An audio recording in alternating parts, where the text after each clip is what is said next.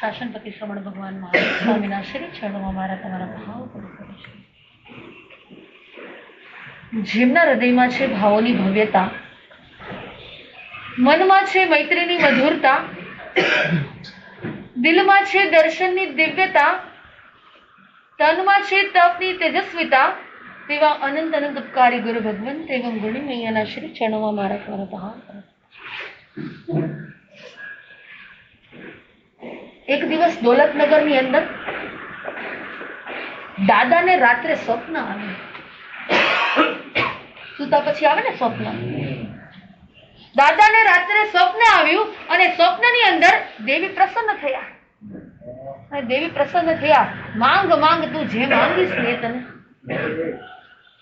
તમે શું માંગો? સાચું કહેજો, દેવી પ્રસન્ન થાય તો શું માંગો? રિદ્ધિ, સિદ્ધિ, સમૃદ્ધિ, બંગલો, ગાડી, જે ન હોય બધું માંગી લે. અને દાદાને પ્રસન્ન થઈ અને દાદા વિચાર કરે છે કે હવે લગભગ મારી ઉંમર તો 75-80 વર્ષની થઈ ગઈ. હવે હું બેઠા બેઠા જો ખાધું ખાવ અને ખૂટે નહીં 5 કરોડ રૂપિયા આપી દઈ, કે વધારે નથી જોતું. બસ દેવી કે હું પ્રસન્ન થઈ અને માત્ર 5 કરોડ રૂપિયા, બસ 5 કરોડ રૂપિયા, કે એવું કે હજુ વધારે કઈ માંગવું હોય ને તો માંગી લો. તો કે કામ કરો, મને મારા દીકરા કરતા વ્યાજ વધારે વાલું છે. શું હોય અરવિંદભાઈ, તમને દીકરા કરતા શું વધારે વાલું હોય? આજે અમારા સચિનભાઈ આવી ગયા છે. દીકરા કરતા વ્યાજ વધારે વાલું હોય અને કહે છે કે મારા પૌત્ર માટે 5 કરોડ આપી દે.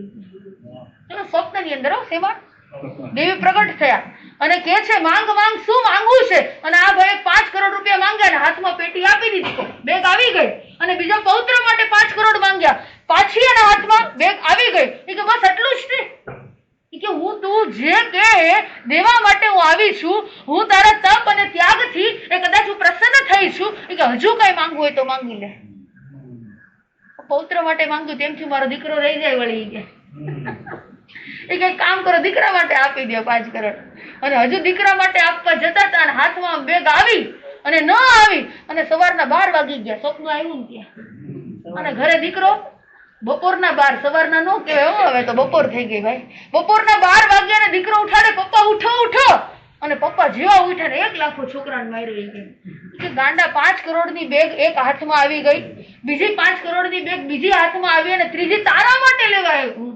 તારા માટે ઉભો રહ્યો અને વળી પાછું કે સ્વપ્નમાં તે મને ઉઠાડ્યો. અને એ બધું દીકરો હોશિયાર કે પપ્પા જેવું હાથમાં આવે બેંકમાં ન ગોઠવી દેવાય. કે હાથમાં આવે એ ભેગું ક્યાં મૂકી દેવાય? બેંકમાં મૂકી દેવાય. બસ આપણે એટલા બધા બુદ્ધિશાળી છીએ, આપણે એટલા બધા હોશિયાર છીએ, એ દરેક ફિલ્ડની અંદર, એ દરેક વ્યવહારની અંદર, એ સમાજની અંદર, એ પૈસા કમાવાની અંદર, એ રેણી અને કેણીની અંદર બધે આપણે હોશિયાર છીએ, યાદ રાખજો. પણ આપણી ગઈકાલની વાત આપણી ચાલુ છે. મેં આપને પ્રશ્ન કર્યો હતો કે દેવલોકમાંથી દેવી અને દેવતા અહીંયા આવે કે ન આવે? આવે તો શા માટે આવે? કેમ આવે? અને ન આવે તો કેમ ન આવે? ઠાણાંગ સૂત્રની અંદર પ્રભુ મહાવીર સ્વામી ફરમાવી રહ્યા છે એ 4થા સ્થાનની અંદર કે કોઈ પણ દેવલોકમાંથી દેવ અહીંયા આવે તો 4 કારણે આવે છે. 4 કારણ હોય એની પાસે. પહેલા જ નંબરની અંદર પહેલું કારણ કે આ ભૂમિની અંદર, આ ભરત ક્ષેત્રની અંદર કોઈ તીર્થંકરનો આત્મા બિરાજમાન, કોઈ પ્રભુ બિરાજમાન હોય, કોઈ એવા કેવળી આત્મા, કોઈ અવધિજ્ઞાની આત્મા જે સાધના આરાધના કરતા હોય અને અહીંયા બિરાજમાન હોય અને દેવલોકમાંથી એ અવધિજ્ઞાનનો ઉપયોગ મૂકે અને એને એવું થાય કે ચાલો હું પ્રભુના દર્શન કરી અને હું દિવ્યતાને પ્રાપ્ત કરું. હું એક વખત દર્શન કરવા માટે જાઉં અને એવું જ દર્શન કરવા માટે જો પરદેશી રાજાનો આત્મા આવ્યો હતો, કદાચ કોઈને યાદ હોય તો એ પરદેશી રાજા એ શ્રમણો પાછળ જો સાવ થોડા સમયની અંદર કોના બોધથી પ્રતિબોધ થયા હતા? કેસી સ્વામી. એને કેસી સ્વામીએ સમજાવ્યું કે ખરેખર આત્મા શું છે. જો એ પરદેશી રાજાને એ પણ ખબર નહોતી એ જીવ કોને કહેવાય, આ શરીર કોને કહેવાય, આ પૂતગલ કોને કહેવાય, આ આત્મા કોને કહેવાય. એ સાચું જ્ઞાન જોજો, એને સાચું જ્ઞાનની અનુભૂતિ કરાવી અને પ્રભુ મહાવીરનો માર્ગ બતાવ્યો. અને આ બાજુ પરદેશી રાજા એ પોતાનું આયુષ્ય પરિપૂર્ણ કરી અને પહેલા દેવલોકની અંદર ઉત્પન્ન થયા. સૂર્યાભ નામના દેવ, સૂર્યાભ દેવની અંદર ઉત્પન્ન થયા. અને આ બાજુ એ જ્યારે ત્યાંથી આયુષ્ય પૂરું કરી અને ત્યાં ગયા પછી એ અવધિ જ્ઞાનનો ઉપયોગ મૂકીને જોવે છે હું ક્યાંથી ભાઈ આવ્યો, હું કયા સ્થાનમાંથી આવ્યો.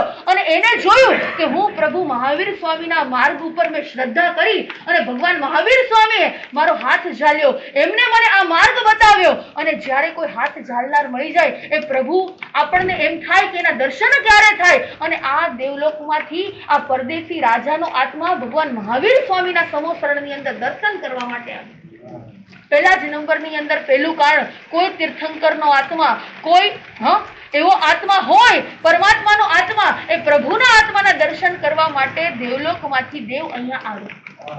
બીજા નંબરની અંદર અહીંયાથી મનુષ્ય લોકનું આયુષ્ય પૂર્ણ કરી અને જ્યારે દેવલોકની અંદર જાય અને વિચાર આવે કે હું ક્યાંથી આવ્યો છું અને એને અવધિ જ્ઞાનનો ઉપયોગ મૂકે અને જોવે કે આ પૃથ્વી લોકની અંદર કોઈ તપસ્વી મુનિરાજ છે, કોઈ સંયમી આત્મા છે, કોઈ બાળ તપસ્વી છે. એ બાળ તપસ્વી જોઈ અને એને એમ થાય કે ચાલ હું દર્શન અને વંદન કરવા માટે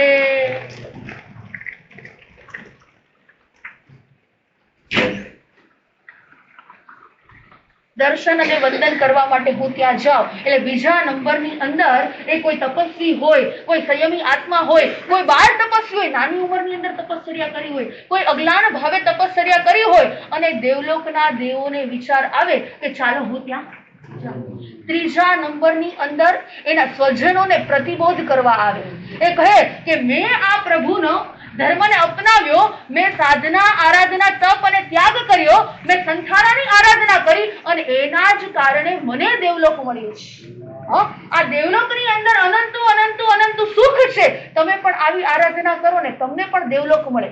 જોજો એ કહેવા માટે થઈ અને નીચે આવ્યો. આ ત્રીજા નંબરનું કારણ. ત્યાર પછી ચોથા નંબરની અંદર કોઈને વચનથી બંધાયેલા હોય ને તો દેવલોકના દેવા વચન આપ્યું હોય કે જો અહીંયાથી મારું આયુષ્ય પૂર્ણ થશે અને જો મને દેવલોક મળશે તો હું તમને પ્રતિબોધ કરવા, હું તમને જગાડવા માટે આવીશ. જે વ્યક્તિ વચનથી બંધાય ને એટલે એને આવવું પડે. જો આ કાળની અંદર બહુ મોટે ભાગે વચનથી કોઈ બંધાય નહીં.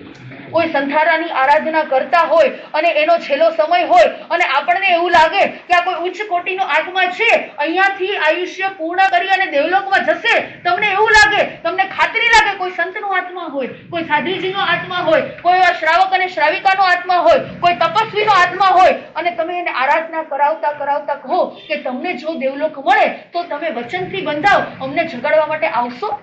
તો લગભગ મોસ્ટ પ્રોબેબલી તો ના જ પાડે કે ભાઈ અમે અહીંયા કઈ ઉપર ગયા પછી અમે અહીંયા કઈ આવશું નહીં. પણ એને એવું લાગે, એ વચનથી બંધાય કે નાના આ વ્યક્તિએ મારી અજ્ઞાન ભાવે સેવા કરી છે, અથવા તો કોઈને કોઈ કારણે વચનથી બંધાય. એ પોટીલા એ તેટલી પુત્રની સાથે બંધાયેલા હતા. એ આગમ સૂત્રની અંદર પ્રભુ ફરમાવી રહ્યા છે કે આગમકારો કહી રહ્યા છે કે જ્યારે પોટીલાને પ્રતિબોધ થયો, એને કોઈ સાધ્વીજીનો ભેટો થયો અને સંસાર એને અસાર લાગ્યો. તેતલી પુત્ર અને પોટીલા બંને જણા પતિ પત્ની હતા અને કોઈ એવો વેરાનું બંધના કારણે હવે બંને વચ્ચે જે પહેલા પ્રેમ હતો એ ધીરે ધીરે ધીરે કરતા ઘટતો ગયો. અને ઘટતા ગયા પછી આ પોટીલાને વિચાર આવે છે કે આ સંસારમાં કઈ રહેવાનું કઈ મતલબ નથી. એને કોઈ સાધ્વીજી ભગવંત મળે છે અને સાધ્વીજી મળ્યા પછી એને પ્રભુનો માર્ગ બતાવ્યો અને એને પરમાત્માના માર્ગ ઉપર એ દેવ ગુરુ અને ધર્મ પ્રત્યેની શ્રદ્ધા જાગી અને વિચાર આવે છે કે હવે સંસારમાં નથી રહેવું, મારે શું કરવું છે. જો એક વ્યક્તિને દીક્ષા લેવી હોય તો એમ તરત એ દીક્ષા ન લઈ શકે. એ પરિવારના જેટલા પણ સભ્યો છે, જેટલા પણ મેમ્બર છે, એની સાથે જેટલા પણ સંબંધો છે, જેટલા એની સાથે જોડાયેલા છે, એ બધાની શું લેવી? આજ્ઞા. આજ્ઞા લીધા વગર દીક્ષા ભગવાન મહાવીર સ્વામી જેવા મહાવીર સ્વામી પણ એની પાસે પણ કોઈ પણ સાધક આત્મા આવે અને તરત એમ કે મને દીક્ષા આપો તો એ પૂર્વે પૂછે ભાઈ પરિવારની આજ્ઞા છે ને. એ રાજા મહારાજા હોય, એ ચક્રવર્તીનો આત્મા હોય, એ કોઈ પણ હોય અને પ્રભુ પાસે આવે અને આવીને તરત ભગવાન પૂછે કે ભાઈ પરિવારની રજા વગર, એ માતા પિતાની સંમતિ વગર કોઈને દીક્ષા દેવાય? અને આ બાજુ એ પોટીલા તો એ લગ્ન કરેલા હતા, એ પતિની સાથે બંધાયેલા હતા અને આ બાજુ સાધ્વીજી ભગવંતે કીધું કે જો તમારે દીક્ષા લેવી હોય ને તો પહેલા નંબરની અંદર આજ્ઞા લેવી પડે. અને આ બાજુ પોટીલા જે વૈરાગ્યથી વાસિત થયા હતા, જેને હવે સંસાર અસાર લાગતો હતો, અને તેટલી પુત્ર પાસે જઈ અને કહે છે કે મારે સંયમ અંગીકાર કરવો છે, મને હવે સંસારની અંદર રહેવું નથી. આ મોહ માયા, મેં આટલો સંસાર ભોગવી લીધો, મેં અહીંયા જોઈ લીધું કે અહીંયા કાંઈ રહેવા જેવું નથી. મને એક સાધ્વીજી ભગવંતનો ભેટો થયો છે ને, હવે મારે સંયમ લેવો છે. અને આ બાજુ કોણ કહે છે? તેટલી પુત્ર કહે છે તો સંયમની રજા એક જ કારણે આપું, એક શરતે આપું કે જ્યારે તમે અહીંયાથી સંયમનું પાલન કરી અને તમે દેવલોકમાં જાઓ ને, એ દેવલોકમાં ગયા પછી તમારે મને જગાડવા માટે અહીંયા આવવાનું, તમારે મને પ્રતિબોધ આપવા માટે અહીંયા આવવાનું. અને આ બાજુ યાદ રાખજો, પોટીલા બંધાઈ ગયા અને વચન આપ્યું કે હું આવીશ. અને એમને ઉત્કૃષ્ટ એવું ચારિત્રનું પાલન કર્યું. એ દીક્ષા લીધા પછી બધું સંસારની મોહમાયા બધું જ છોડી દીધું. અને તપ પણ એવું કર્યું, ત્યાગ પણ એવું કર્યું, બ્રહ્મચર્યનું ત્યાગ પછી પાલન પણ એવું કર્યું. અને ઉત્કૃષ્ટ પંચમહાવ્રતની આરાધના કર્યા પછી યાદ રાખજો કે દેવલોકના સુખો ખાલી અષ્ટપ્રવચન માતા, જોજો અષ્ટપ્રવચન માતાને ખાલી પાલના કરે ને એને દેવલોકનું સુખ પણ મળે, અને એ ધારે ને તો એને મોક્ષનું સુખ પણ મળે. જેવું ધારે ને એવું એને મળે. અને આ બાજી પોટીલાએ એવી આરાધના ઉત્કૃષ્ટ કરી અને ત્યાંનું સંયમ જીવનનું આયુષ્ય પૂર્ણ કરી. એ પણ દેવલોકની અંદર ગયા.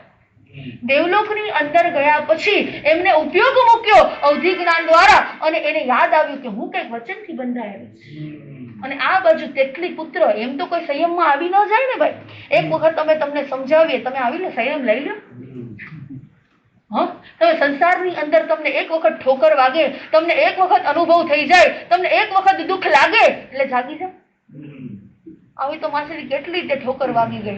આ સંસાર એવો ઘણી વખત અસાર લાગ્યો, પણ થોડી વાર માટે. ક્યારે? થોડી વાર માટે લાગે કે ભાઈ બધું આ ક્ષણ ભંગુર છે, આ બધી મોહ માયા છે, આ સંસારની અંદર રહેવા જેવું નથી. એ 2, 4, 5 મિનિટ કે કદાચ એકાદ દિવસ લાગે ને ફરી પાછો ક્યાં વયો જાય, ક્યાં વયો જાય. અરે કોઈને આપણે આભળવા માટે ગયા હોય, અંતિમ સંસ્કાર કરવા માટે ગયા હોય, અને ત્યાં ગયા પછી એ કદાચ એકદમ નજીકના સ્વજન હોય અને આપણને એમ થાય ઓહો આટલું બધું આ મૂકીને વયા ગયા, આટલું બધું એ મૂકીને વયા ગયા, એ ગાડી અને બંગલા પણ પડ્યા રહ્યા, આ બધું અહીંના રહી ગયું અને આ વ્યક્તિ ચાલ્યો ગયો. એક દિવસ મારે પણ અહીંયાથી જવાનું છે, એ થોડી વાર માટે એને શું જાગે, થોડી વાર માટે વૈરાગ્ય જાગે અને વળી પાછા ત્યાંથી નીકળે એટલે ઓફિસની બેગ પાછી ઉપાડી, પાછો વૈરાગ્ય ત્યાંને ત્યાં પૂરો થઈ જાય. અને આ બાજુ પોટીલાને વિચાર આવે છે કે કઈ તેટલી પુત્ર એમ કઈ દીક્ષા માટે એ તૈયાર થાય એમ નથી, એ કઈ પ્રતિબોધ પામે એમ નથી. અને એ સમય કનક ધ્વજ નામના રાજા હતા. અને આ જો દેવ દેવી ધારે ને એ કરી શકે, તમને રિદ્ધિ સિદ્ધિ અને સમૃદ્ધિ પણ આપી શકે, અને જો તમે એના ઓપોઝ થયા તો તમને રોડ પર પણ લાવી શકે. એટલે દેવ દેવીની ક્યારેય અસાધના કરવી નહીં. શાસ્ત્રકાર ભગવંતો કહી રહ્યા છે કે દેવી દેવતાની ક્યારે આપણે અસાધના કરવી નહીં. આપણાથી કદાચ એમની ભક્તિ ન થાય તો કાંઈ વાંધો નહીં, એમની પૂજા ન થાય તો કાંઈ વાંધો નહીં, પણ ક્યારેય એમના માટે ખરાબ ક્યારેય બોલવું નહીં, એમની ક્યારેય અસાધના કરવી નહીં. અને આ બાજુ કનક ધ્વજ અને આ બાજુ તેટલી પુત્ર એ મંત્રી પદે હતા, અને ભર સભાની અંદર આ દેવી પ્રયોગના કારણે, આ દેવીના કારણે એ ભર સભાની અંદર એમનું અપમાન કર્યું. કનક ધ્વજ આવું ક્યારે કરેલ ન હતું, પણ આખો રાજ દરબારની અંદર કેટલી પ્રજાઓ બેઠેલી હતા, કેટલા મંત્રીઓ બેઠેલા હતા, કેટલાય કલાકારો બેઠેલા હતા, અને એની વચ્ચે આ તેટલી પુત્રનું પ્રથમ વખત રાજાએ અપમાન કર્યું. અને જેવું અપમાન કર્યું એને હાડોહાડ લાગ્યું. આપણને આપણું અપમાન થાય ને એનો ગમે, બધું જ ચાલે માસી, પણ સ્વમાન છે ને અમને બહુ વાલું છે. બધા શું કે અમે કદાચ રોટલી અને મરચું ખાઈ લઈ, પણ અમે કોઈની પાસે માંગીએ નહીં, ગમે તેવી પરિસ્થિતિ હોય અમે હાથ લાંબો કરીએ નહીં, કારણ કે અમે સ્વમાન અમને સૌથી વધારે અમને અમારું સ્વાભિમાન વહાલું છે. અને આ બાજુ તેટલી પુત્રને એવું લાગી ગયું, હાડો હાડ લાગી ગયું, અને એ ત્યાંથી જંગલમાં નીકળી ગયા અને નક્કી કર્યું ત્યાં એવા પ્રકારની વનસ્પતિ એને ખરલની અંદર લીધી કે એ લીધા પછી ઝેર સમાન એ લે અને તરત આયુષ્ય પૂર્ણ થઈ જાય. પણ આ તો દેવીનો પ્રકોપ હતો. એને ત્યાં ખરલની અંદર એ મૃત્યુ એ ઝેર સમાન એ ઔષધિને વાટી અને લીધી અને લીધા પછી પણ એને મૃત્યુ ન આવ્યું. આ દેવી દેવતા શું કરી શકે છે? અને એટલો બધો કંટાળી ગયો અને ત્યાં એને લાકડા ભેગા કર્યા, એને અગ્નિ ઉત્પન્ન કર્યો અને અગ્નિની અંદર ઝંપલાવ્યું અને છતાં એનું મૃત્યુ ન થયું. એટલું જ નહીં, અને આ બાજુ એ મધ દરિયે ગયો અને દરિયા કિનારે એને ઝંપલાવ્યું, એમાંથી પાછો બહાર આવ્યો, ફરી પાછો બચી ગયો. હવે એને વિચાર આવે છે કે આટલા બધા હું મૃત્યુના પ્રયત્ન કરું, આટલા બધા હું આપઘાતના પ્રયત્ન કરું અને છતાંય મને મૃત્યુ નથી આવતું.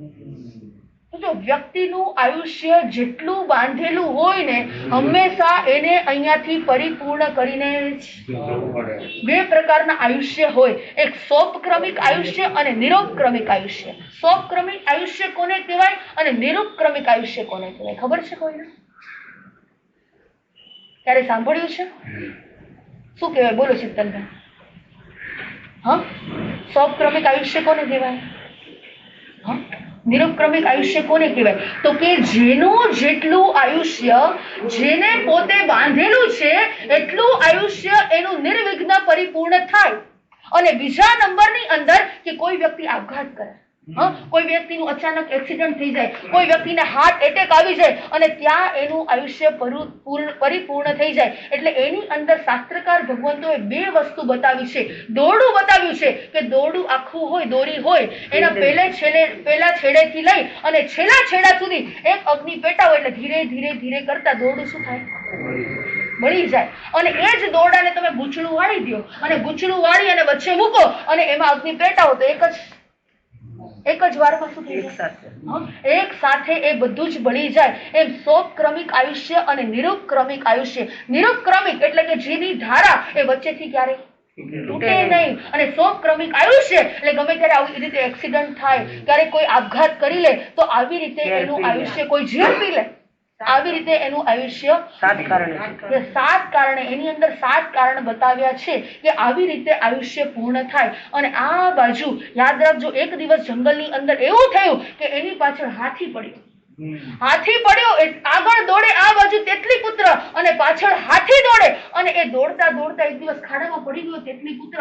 અને તેટલી પુત્ર ખાડામાં પડ્યો અને એટલું બધું એને વાગ્યું, એટલું બધું લોહી લુહાણ થઈ ગયો. અને હવે એ સમય હાથ જોડીને કહે છે કે હે પ્રભુ, કેટલા પ્રયત્ન કરું છું અને છતાં પણ મારું મૃત્યુ આવતું નથી. અને એ સમય એ પોટીલાને યાદ કરે છે કે પોટીલા, જ્યારે તમે સંયમને અંગીકાર કર્યો અને ત્યારે મને તમે વચન આપેલું હતું કે હું તમને પ્રતિબોધ કરવા આપીશ, અને તમે ક્યાં છો અત્યારે?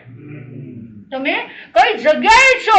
અને એ સમયે જે આ પોટીલા દેવલોકની અંદર જે દેવી બન્યા હતા એ ફરી ત્યાં પ્રગટ થાય છે અને કહે છે કે હું તો તારી સાથે ને સાથે જ છું. હું તો તારી સાથે ને સાથે જ છું. આ બધા જ પ્રયોગો, આ બધા કાર્ય હું જ કરું છું, પણ હજુ તમને સંયમના ભાવ થતા નથી, હજુ તમને આ સંસાર અસાર લાગતો નથી. અને આ બાજુ હવે તેટલી પુત્ર પણ જાગી ગયા. એને ખબર પડી ગઈ કે ભાઈ આ બધું જ મોહ માયા છે. એમને પણ દીક્ષા લીધી અને એમના આત્માનું પણ કલ્યાણ કરી ગયા. આપણી વાત ચાલુ છે 4 કારણે. દેવલોકમાંથી દેવો કયા કયા કારણે આવે? 4 કારણે. કોઈ તીર્થંકર પરમાત્માનો, કોઈ પરમાત્માનો આત્મા, કોઈ પ્રભુનો આત્મા અહીંયા બિરાજમાન હોય અને એમ થાય કે આ વ્યક્તિએ મારો હાથ ઝાલ્યો, પ્રભુએ મને માર્ગ બતાવ્યો, એના કારણે અહીંયા દર્શન કરવા માટે આવે. બીજા નંબરની અંદર કોઈ ત્યાગી આત્મા હોય, કોઈ તપસ્વી આત્મા હોય, કોઈ સંયમી આત્મા હોય, કોઈ બાળ તપસ્વી હોય, એના દર્શન કરવા માટે અહીંયા આવે. ત્રીજા નંબરની અંદર કોઈ સંયમી, કોઈ સજ્જન એના સ્વજનને એમ કહે કે ભાઈ આ કારણે મને દેવલોક મળ્યું, તમે આ આરાધના કરો તમને પણ મળશે. અને ચોથા નંબરની અંદર વચનથી બંધાયેલા હોય ત્યારે દેવલોકમાંથી દેવી દેવતાઓ આવે. અને 4 કારણે જોજો ન આવે. સૌથી પહેલા જ નંબરની અંદર આ મૃત્યુ લોક, મનુષ્ય લોકની 500 જોજન સુધી દુર્ગંધ ઉપર ઉછળે છે. એ ઉપર એટલી બધી દુર્ગંધ આવે છે અને દેવલોકના દેવોને નીચે આવવાનું મન જ ન થાય.